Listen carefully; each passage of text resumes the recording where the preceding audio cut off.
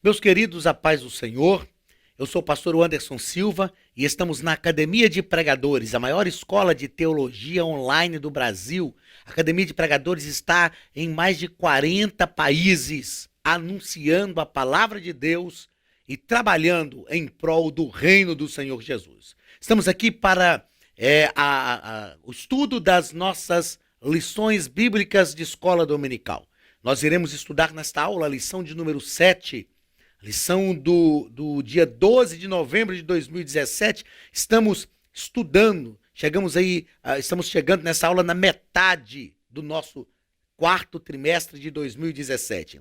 A lição de número 7 tem como título A Salvação pela Graça. O texto áureo está em Romanos, capítulo 5, e o versículo 18, que nos diz o seguinte: Pois assim como por uma só ofensa veio juízo sobre todos os homens para condenação, assim também por um só ato de justiça veio a graça sobre todos os homens para justificação de vida. Verdade prática. A nossa salvação é fruto único e exclusivo da graça de Deus. Ponto central da lição. A salvação é resultado da graça divina. Vamos aos objetivos da nossa lição. Objetivo geral: saber que a nossa salvação é fruto único e exclusivo da graça de Deus. Objetivos específicos: primeiro, explicar o propósito da lei e da graça. Segundo, discutir a respeito do favor imerecido de Deus. E terceiro, salientar para o escândalo da graça. Leitura bíblica em classe. Está em Romanos, capítulo 5, versículos 6 ao 10, versículo 15, 17, 18 e 20, e Romanos, capítulo 11, versículo 6. O texto nos diz assim: Porque Cristo, estando nós ainda fracos, morreu a seu tempo pelos ímpios, porque apenas alguém morrerá por um justo, pois poderá ser que pelo bom alguém ouse morrer. Mas Deus prova o seu amor para conosco em que Cristo morreu por nós, sendo nós ainda pecadores. Logo, muito mais agora, sendo justificados pelo seu sangue, seremos por ele salvos da ira. Porque se nós, sendo inimigos, fomos reconciliados com Deus pela morte de seu Filho, muito mais, estando já reconciliados, seremos salvos pela sua vida. Mas não é assim o dom gratuito como a ofensa, porque se pela ofensa de um morreram muitos, muito mais a graça de Deus e o dom pela graça, que é de um só homem, Jesus Cristo, abundou sobre muitos. Porque se pela ofensa de um só a morte reinou por esse, muito mais os que receberam a abundância da graça e o dom da justiça, e do dom da justiça reinarão em vida por um só, Jesus Cristo. Pois assim como por uma só ofensa veio o juízo sobre todos os homens para condenação, assim também por um só ato de justiça veio a graça sobre todos os homens para justificação de vida. Veio, porém, a lei para que a ofensa abundasse, mas onde o pecado abundou, superabundou a graça. Mas se é por graça, já não é pelas obras. De outra maneira, a graça já não é graça. Meus queridos, o que me chama a atenção nos escritos de Paulo é a forma, principalmente na carta aos Romanos, né, que é o livro mais teológico, mais filosófico de Paulo, a forma poética, a forma filosófica como Paulo escreve na carta aos Romanos. E Paulo escreve de uma forma tão envolvente, e ele vai nos revelar aqui a graça de Deus, mas, sobretudo, a justiça de Deus baseada na sua graça, alicerçada na sua graça. A gente poderia reclamar e dizer: Senhor, mas Adão pecou e aí por causa do pecado de Adão toda a humanidade foi corrompida. toda a humanidade recebeu também essa herança. Aí Deus diz, calma lá, a minha justiça realmente é executada de forma que a minha graça se manifeste. Se Adão pecou e todos foram condenados por causa de Adão, Cristo não pecou e todos nós em Cristo temos o poder de ser livres do pecado. Porque assim como por um homem entrou o pecado no mundo, por um homem também veio a salvação. E aí Paulo vai fazer um paralelo magnífico entre Jesus e Adão e vai mostrar que Jesus é o segundo Adão, aquele que não cometeu pecados, aquele que não falhou. E ele vai mostrar que por causa de Adão, a nossa natureza é uma natureza pecaminosa, tanto quanto a natureza de Adão. Nós não faríamos diferentes. Se eu e você estivéssemos no Éden, nós não faríamos diferentes por causa da maldade. Mas Jesus Cristo fez diferente. E através dele, o perdão de Deus chegou até nós. Isto é justiça, permeada pela sua graça. Na introdução, o nosso comentarista nos diz que, na impossibilidade de os seres humanos cumprirem plenamente a lei para tornarem-se justos, era impossível. Embora Deus deu a lei para os seres humanos, uma lei humana, e a gente sabe que se o ser humano quisesse era possível, mas por que tornou-se impossível? Por causa do pecado da humanidade, por causa da maldade do ser humano. Então, na impossibilidade de os seres humanos cumprirem plenamente a lei para tornarem-se justos, Deus nos outorgou a sua maravilhosa graça através de Cristo. Eu me lembro de um hino que a gente,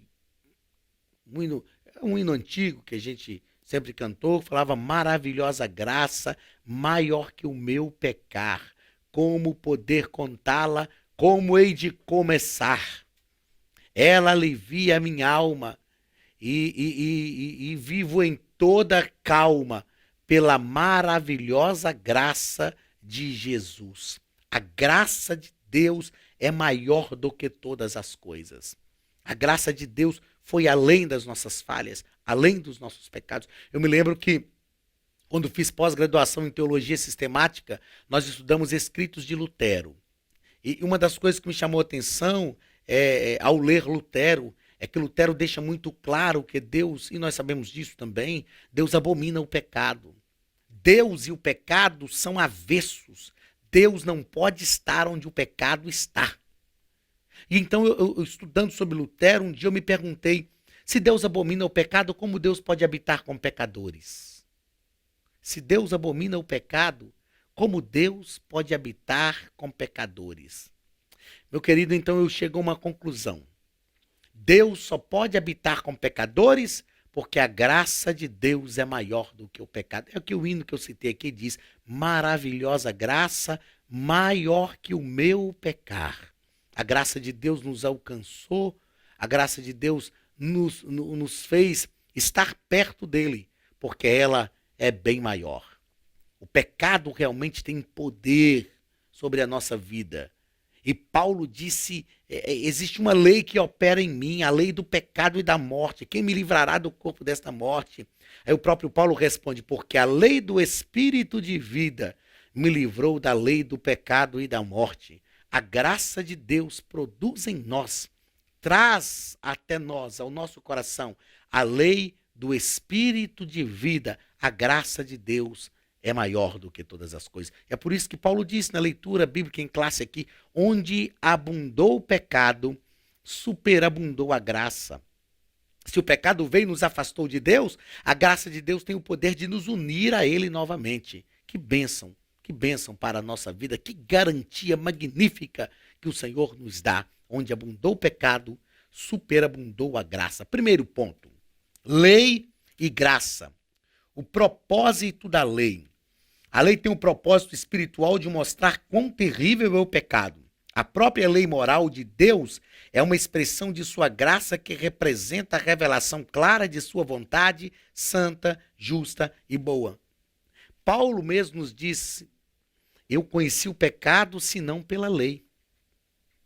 A lei veio para revelar o pecado, para revelar a nossa impossibilidade também de vencer o pecado. A lei serviu de aio. A lei apontou para Cristo. O aio é um guia. A lei não tinha o objetivo de salvar. A lei foi um propósito, um projeto de Deus nesse plano da salvação para apontar para Cristo. A lei precisava culminar em Cristo, como realmente aconteceu.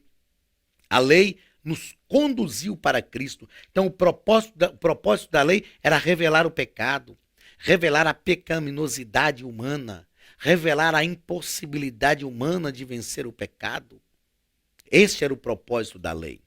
A lei nos conduziu a Cristo, o segundo parágrafo é o que acabamos de falar. Ela nos convence pela impossibilidade de ser cumprida, de que não podemos alcançar a salvação. Não podemos alcançar a salvação. A lei simplesmente aponta. Paulo diz que ela serviu de aio. O que era o aio? Era um tutor.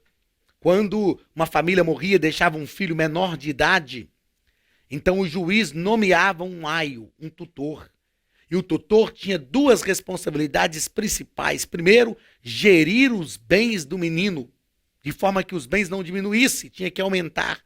E a segunda responsabilidade do aio, daquele tutor, era ensinar o menino a administrar a riqueza, de forma que quando ele atingisse a maioridade, o aio apresentava-se diante do juiz, dizendo: olha, o meu papel foi cumprido. Eu consegui gerir a riqueza e consegui produzir nesse menino um homem capaz de gerir a sua própria riqueza. Este era o aio. Então a lei serviu de aio. Ela nos conduziu para Cristo. Ela mostrou a gravidade do pecado. Ela mostrou também a dimensão da nossa pecaminosidade. E ela mostrou a nossa fragilidade diante do pecado. Então, quando nós reconhecemos pela lei a gravidade do pecado, porque ela revelou o pecado, quando nós reconhecemos pela lei a dimensão da nossa pecaminosidade, porque somos pecadores, e quando nós reconhecemos também pela lei as nossas limitações, a nossa fragilidade diante do pecado, nós entendemos: só há um escape. Só há um escape. Corrermos para Cristo. Estarmos em Cristo.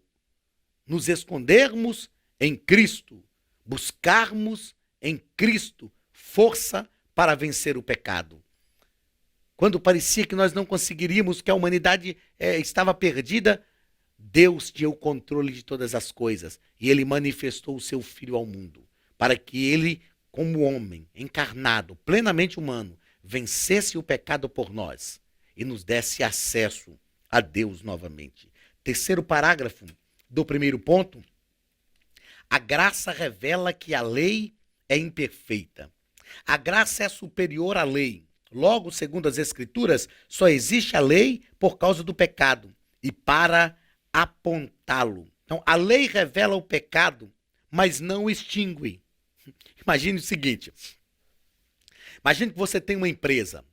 Vamos pensar metaforicamente no que o comentarista quer falar aqui, que a lei é superior, a graça é superior à lei, e a lei só revela o pecado. Imagina o seguinte: você tem uma empresa, e essa empresa está enfrentando dificuldades, essa empresa está enfrentando problemas. Aí você contrata uma auditoria, contrata um grupo de auditores. Você diz: olha, eu preciso saber o que está acontecendo com essa empresa, preciso saber porque essa empresa não prospera, preciso saber porque essa empresa não vai à frente. Então façam aí uma auditoria e vejam para mim o que está acontecendo. Aí o grupo de auditores vem, fica vários dias na empresa, conversa com todos os funcionários, olha toda a documentação, vai em todos os setores da empresa, vai no setor administrativo, no setor de produção, vai no setor no setor de logística, vai no setor de pessoal, vai em todos os lugares e faz uma sabatina na empresa. Na verdade, eles vão auditar a empresa. Aí, de repente, os auditores chamam você, que é o dono da empresa, e diz: nós descobrimos o problema. Sabemos qual é o problema.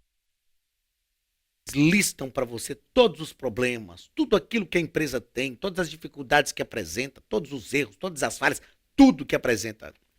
E aí, depois de várias horas de reunião, Aí você diz, olha, muito obrigado a vocês, os auditores, porque vocês descobriram qual é o problema. Agora, eu preciso que vocês me digam qual é a solução, o que eu tenho que fazer.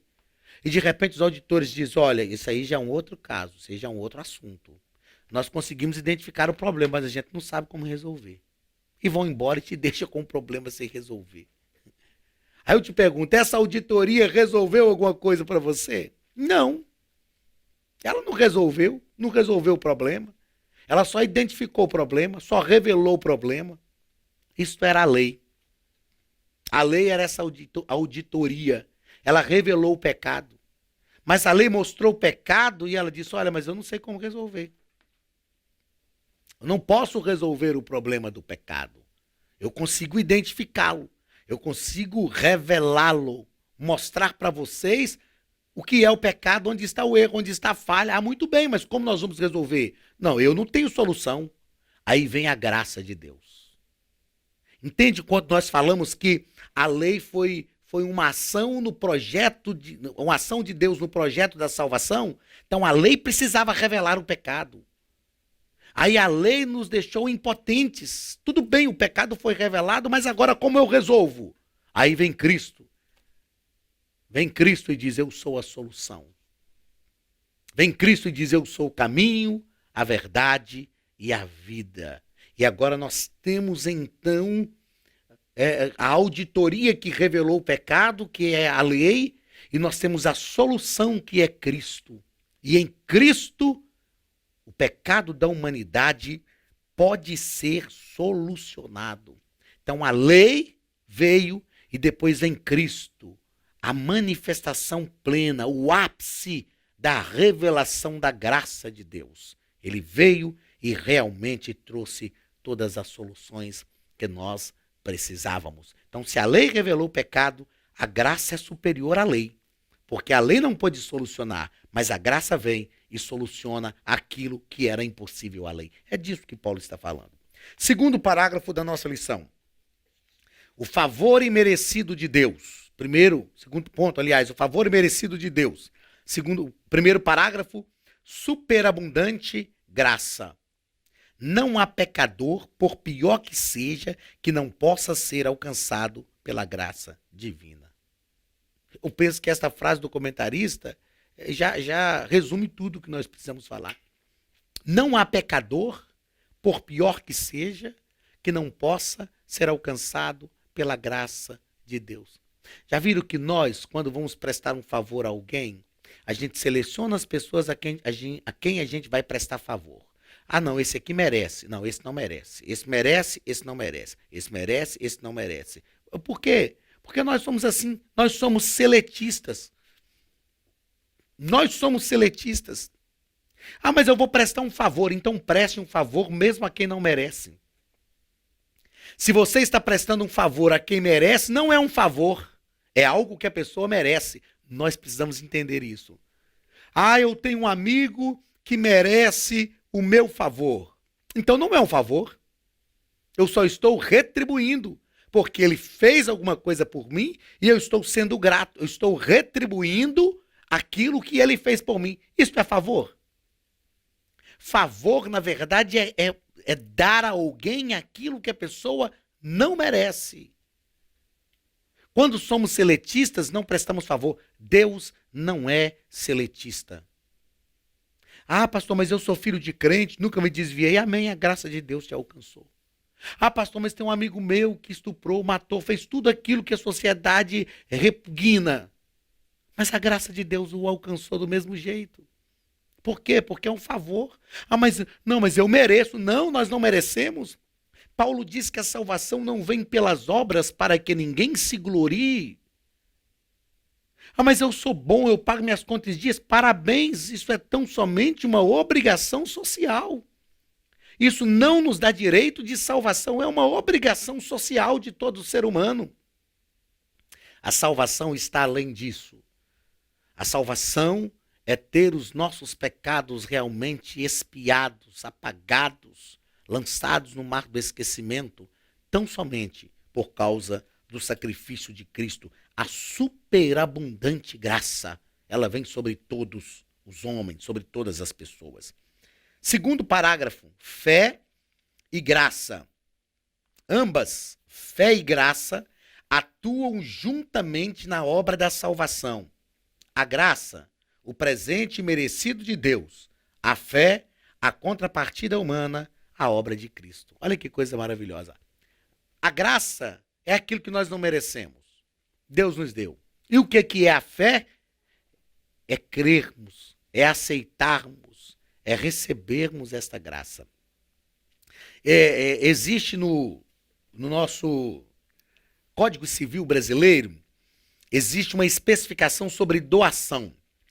É lógico que nas relações privadas, nas relações entre entes privados, a gente não vê muito isso. Mas vamos pensar na relação entre um ente privado e um ente público. Empresas públicas, o Estado. Imagine então que alguém quer doar. Deixa eu usar um exemplo que é muito próprio para isso. A comunidade ou os lojistas, né? O grupo de lojistas, a associação de lojistas, querem doar uma viatura para a polícia militar. Tem que ser feito um termo de doação. Imagine que eu quero te doar essa xícara da Academia de Pregadores, e aí eu falo, toma, irmão, você diz, eu não quero, eu coloco aqui e falo, não, é seu, e pronto, eu não aceito mais e deixa aí, pronto. Aí eu digo, eu doei, ele que não quis receber. Mas a doação, no caso de empresas públicas, ela só acontece quando eu quero dar e aquela empresa quer receber. Aí a gente faz um termo de doação. Eu, fulano de tal, empresa tal, estou doando uma viatura para a Polícia Militar. Aí o representante da Polícia Militar, seja o comandante de companhia, seja o comandante de batalhão, comandante de pelotão, que seja o comandante geral, que seja, ele assina o termo de doação também recebendo. Pronto, está consumado. Houve uma parte que doou e houve uma parte que recebeu. Meus irmãos, a graça é isso, é a doação. Deus está nos dando, nós não merecemos, mas Ele está nos dando. A fé é quando nós dizemos, eu quero, eu entendo e eu vou receber. Não adianta, se Deus quer doar, se Deus quer nos agraciar com a sua graça, para ser bem redundante, e nós não queremos. Quantas pessoas não querem, não aceitam, não recebem esta graça, eles não poderão usufruir desta graça. E aí alguém vai reclamar, mas a graça de Deus não chegou até mim, não houve resultado. Mas é lógico, você não quis receber a graça. É uma doação, mas você não quis receber. É preciso querer receber. E é a fé que faz isso, é a contrapartida humana à obra de Cristo. Terceiro parágrafo do segundo ponto. A graça não é salvo-conduto para pecar. Muito pelo contrário, a graça de Deus nos convoca à obediência ao doador da graça, pois quando se ama, fazemos tudo para agradar a pessoa amada. Lembra do caso que eu acabei de citar aqui, da doação da viatura? Suponhamos que a comunidade doa uma viatura para a polícia militar. Para que aquela viatura foi doada? Para fazer policiamento, para proteger aquela comunidade. Aí o comandante diz, não quer saber, eu vou pegar essa viatura para passear com a minha família. Fui eu que assinei o termo de doação. Não, ela foi doada com um objetivo. Não pode ser usada de qualquer forma. A resposta positiva que essa instituição de segurança pública, a Polícia Militar, pode dar para a sociedade é usando eficazmente aquela viatura que foi doada. Isto é a graça de Deus. A resposta positiva que nós podemos dar à graça de Deus não é dizendo, já que a graça de Deus está sobre a minha vida, eu posso pecar à vontade, porque a graça de Deus já me alcançou. Não, é o contrário. Eu preciso entender o seguinte, já que a graça de Deus me alcançou, eu preciso responder positivamente a esta graça. Qual é a resposta positiva a esta graça? É amar a Deus, é fugir do pecado, é fugir da aparência do mal, é fazer aquilo que agrada a Deus, é procurar ter comunhão com Ele, é estar perto dEle, é amá-lo a cada dia. Esta é a resposta positiva que nós podemos dar. Lembra da história que eu contei numa aula lá atrás sobre a minha mãe, que eu quebrei o canudo, ela pegou o canudo quebrado, comeu e me deu o canudo inteiro? Qual é a minha resposta diante disto? quando Deus é longânimo conosco, quando Deus é paciente conosco, quando Ele não nos mata por causa dos pecados que nós cometemos, quando Ele não torce o nosso pescoço por causa dos erros, das falhas que nós cometemos. O que Deus está querendo é que a gente olhe para Ele e diga: tu és um Pai amoroso e eu irei te amar mais ainda, porque o Senhor me amou mesmo quando eu não merecia. Porque o Senhor me abraçou quando ninguém me abraçava. Porque o Senhor acreditou em mim quando ninguém acreditava. Deus não quer que a gente viva de forma desregrada por causa da sua graça. Deus quer que nós vivamos nos voltando para Ele a cada dia, só porque a sua graça nos alcançou. Isto é uma resposta positiva à graça de Deus. Queridos, que Deus mova o nosso coração para isto. Que Deus mova o nosso coração para isto. Eu sou filho de crentes e nós não ensinamos mais, como há 30 anos atrás, um Deus que só punia, que só matava, que a gente tinha medo de servi-lo. Nós ensinamos hoje sobre um Deus cheio de graça, de amor, de bondade, um Deus que perdoa, um Deus que ampara, que abraça, que acolhe, que restaura, que regenera, que limpa, que purifica, que lava, que traz de volta. É esse Deus que nós ensinamos, eu sei. E eu não acredito que a gente precise ensinar sobre um Deus irado de novo. Eu não acredito nisso. Eu acredito que a gente tem que continuar ensinando sobre esse Deus que é amor. Mas o que nós precisamos entender é que o amor de Deus precisa nos lançar a Ele, nos projetar para Ele, nos fazer estar ligados a Ele, nos fazer agradá-lo, nos fazer amá-lo, nos fazer correr para Ele, depender dEle, não ferir os seus sentimentos. Quanto mais Deus nos ama, mais nós devemos responder a esse amor de forma positiva. A igreja odierna precisa aprender isto. Não é porque nós não pregamos mais esse Deus que mata, que pune. Ele mata, ele pune, ele é um Deus de justiça, mas ele é um Deus de graça. Nós não podemos servi-lo por medo. Não. Nós precisamos servi-lo por liberdade, sabendo que a graça de Deus nos alcançou de verdade. Terceiro e último ponto da nossa lição: o escândalo da graça. Primeiro parágrafo: seria a graça injusta? Se comparada com a humana, a justiça divina é imensamente perdoadora. Logo, sob a ótica humana, a graça se torna injusta. Porque, pelo foco humano, eu digo que a coisa mais injusta é tratar os iguais de forma diferente e os diferentes de forma iguais. Isso é injusto. Pela justiça humana, cada um tem aquilo que merece. Cada um tem aquilo que merece. Mas diante da graça de Deus, Ele não nos trata como nós merecemos. Então, pelo foco humano, a graça de Deus se torna injusta. Mas não é que a graça de Deus é injusta, ela é graça. Ela envolve, ela atrai, ela chama, ela conduz, ela ama. Ela revela Deus ao coração de maiores pecadores. A graça de Deus, como já falamos anteriormente, e o nosso comentarista colocou no ponto anterior, não há pecador que não seja alcançado pela graça de Deus. Isto é o escândalo da graça, as pessoas não entendem isso. Como Deus pode ser tão gracioso? Como Deus pode ser tão bondoso? Como Deus pode amar tanto? Como Deus pode amar aquele que ninguém ama? Como Deus pode restaurar, regenerar aquele que ninguém acredita? Ele pode fazer isso, porque a sua graça é maior do que o pecado. Segundo parágrafo: a divina graça incompreendida. Dois extremos estiveram presentes acerca da compreensão da graça. Primeiro, a graça dá total liberdade para pecar. E segundo, a impossibilidade de receber um presente tão grande. Então, são dois extremos. Algumas pessoas dizem, não, se Deus é graça, então nós podemos pecar à vontade, porque a graça de Deus vai nos alcançar sempre. Não, nós já falamos isso aqui, temos que responder positivamente. O outro extremo é o seguinte: nós não podemos receber uma graça, nós não merecemos, e não podemos receber uma graça tão imensa. Eu sei que não merecemos, mas podemos receber esta graça porque Deus nos outorgou esta graça. Ele quis, ninguém o obrigou. Ele quis, Ele deu e ele tem esse poder. É o que eu falei do termo de doação. Já que Deus nos doou, vamos receber. Vamos receber, porque este é o favor de Deus para a nossa vida. Terceiro parágrafo e último da nossa lição. Se deixar presentear pela graça. Os que compreenderam sua graça devem deixar-se presentear por ela. O que é se deixar presentear pela graça? É ter uma plena entrega. Plena entrega. A graça de Deus já foi manifestada em Cristo. Então deixe que esta graça envolva a sua vida.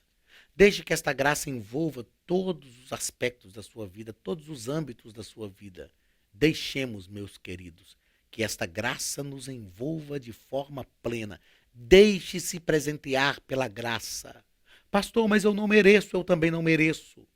Jesus também não merecia o que ele passou. Mas quando nós nos deixamos quando nós nos deixamos presentear pela graça de Deus, nós estamos valorizando o sacrifício de Cristo. Estamos reconhecendo o sacrifício de Cristo. Estamos dizendo, eu vou lhe amar mais a cada dia. Meus queridos, que esta graça possa superabundar a cada dia. Saiba que a graça de Deus é infinita. Deus tem graça, muito mais graça para a tua vida. Então receba a graça de Deus em nome de Jesus. Até semana que vem, na nossa próxima aula, para a glória do nome do Senhor. Um grande abraço em nome de Jesus.